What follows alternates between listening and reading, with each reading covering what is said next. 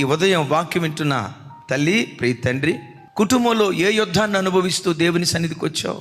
ఏ యుద్ధాల మధ్యలో సతమతమైపోతూ బ్రతకాలో చావాలో అర్థం కాక శరీరాన్ని ఏలుబడి చేస్తున్న రోగాన్ని బట్టి విసిగిపోయావేమో. ఎంత కష్టపడినా రెక్కాడినా డొక్కాడని పేద పరిస్థితి అనుభవిస్తూ కష్టార్జితమంతా వడ్డీలకు, మందులకు, మాకులకు ధారపోస్తూ సిల్లి సంచులు వేసుకున్న డబ్బులాగా నీ ధనం మారిపోయి ప్రతి విషయంలో యుద్ధం యుద్ధం యుద్ధం యుద్ధాన్ని అనుభవిస్తూ ఈరోజు దేవుని సన్నిధికి వచ్చావేమో. ఓ మాట, నిన్ను ఆవరించిన పోరాటాలు ఎంత భయంకరమైనవైనా నీ దేవుని కంటే బలమైనవి కాదు. దేవుని సన్నిధిలో మోకరించి, ప్రభా నా ఇంట్లో ఈ యుద్ధం ఉందయ్యా, నా కుటుంబంలో ఈ పోరాటం ఉందయ్యా, ఈ యుద్ధాన్ని నేను చేయలేనయ్యా అని దేవుని సన్నిధిలో నువ్వు మోకరిస్తే పరలోకమందలి దేవుని సన్నిధి నుండి ఆశ్చర్యకరమైన సహాయం నీ యొద్దకు దిగి రావటం ప్రారంభిస్తుంది.